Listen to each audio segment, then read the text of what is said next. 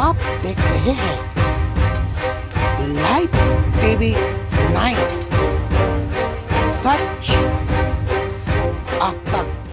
One विभाग के नए डीएफओ दीपक ने अपना कार्यभार संभाल लिया है। कार्यभार संभालने के बाद दीपक कुमार ने आज पत्रकारों से वार्ता करते हुए हरिद्वार में अपनी प्राथमिकताओं के बारे में बताया। उन्होंने अपनी सबसे पहली प्राथमिकता और चुनौती वनों को अग्नि से बचाना बताया। उन्होंने कहा कि इसके लिए रेंजर की टीम तैयार कर ली गई है। उन्होंने कहा कि वनों को अग्नि से बचाने के लिए लगातार वनों की सफाई और टीम की ट्रेनिंग की जा रही है। दीपक कुमार ने कहा कि वन्य जीव को आबादी क्षेत्र से रोकने के लिए सिंचाई विभाग से बात की गई है।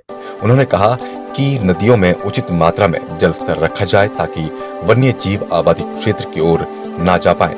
डीएफओ दीपक कुमार ने कहा कि हरिद्वार में मानव वन्य जीव संघर्ष को रोकना उनके लिए सबसे बड़ी चुनौती है। आए दिन हाथी और गुलदार जैसे खतरनाक जानवर आबादी क्षेत्रों में घुस आते हैं। इन जानवरों को रोकने के लिए हरिद्वार में विलेज प्रोटेक्शन फोर्स का गठन किया जाएगा।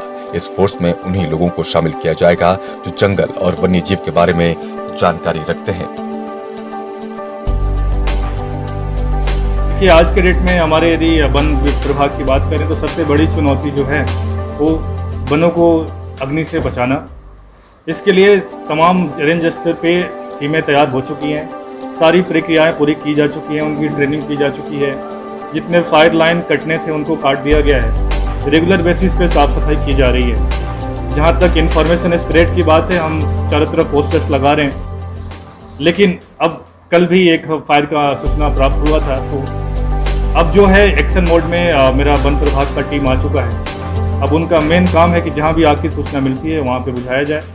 उसके लिए जो भी इक्विपमेंट्स की ज़रूरत है वो उन्हें उपलब्ध करा दिया गया है। देखिए, जैसे ही मैंने ज्वाइन किया था मेरे रेंज ऑफिसर्स ने ये बात मेरे सामने रखी और इसी के बाद हमने सिंचाई विभाग से कांटेक्ट किया कि आपके द्वारा जो भी नहर संचालित हैं उसमें कृपया किसी भी हालत में पानी का बहाव मेंटेन रखें ताकि मेरे जो हाथी और अन्य जानवर हैं वो वन क्षेत्र से बाहर न जाएं। देखिए, यदि हरिद्वार वन प्रभाग की बात करें तो उत्तराखंड राज्य में शायद ही कोई वन प्रभाग होगा जिसके ऊपर इतना बायोटिक का प्रेशर है। आप देखेंगे तमाम पॉपुलेशन यहाँ पे टूरिस्ट आते रहते हैं, यहाँ पे लोकल जनता है, इन सब का काफ़ी दबाव है जिसकी वजह से जो फॉरेस्ट का डिग्रेडेशन हो रहा है, इस डिग्रेडेशन को रोकने के लिए प्रयास किया जा रहा है। हम नमामि गंगे के अंदर प्लांटेशन भी कर रहे हैं। उसके साथ साथ तमाम तरीके का प्लांटेशन, चाहे वो कैंपा में हो, बहुउद्देशीय हो, करते रहते हैं।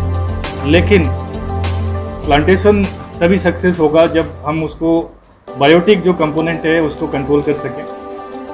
तो उसके लिए क्या किया जा रहा है कि जहाँ तक जो नए हमारे प्लांटेशन हैं उसके लिए हमारे प्लांटेशन वॉचर होते हैं, उसको बैरिकेड करते हैं, बंद करके रखते हैं। लेकिन जो मैं अभी कहना चाहूँगा कि एक बहुत बड़ी चैलेंज है जिसको शॉर्ट टर्म में उसका कोई समाधान नहीं है। इसके लिए स्टेट लेवल पे कोई पॉलिसी बनना चाहिए कि जो हमारे वन डिग्रेड हो रहे हैं उसको क्या किया जा सकता है। जैसा मैंने बताया कि बायोटिक प्रेशर सबसे ज़्यादा हरिद्वार में है, तो पूरा प्रयास यही रहेगा कि जो हमारे नए प्लांटेशन हैं वो सुरक्षित रहें और जहाँ तक लॉपिंग और इसकी शिकायतें आती हैं उस पर हम काफ़ी कड़ी कार्रवाई करेंगे ताकि हमारा जो वन है डिग्रेडेशन से बचाया जा सके।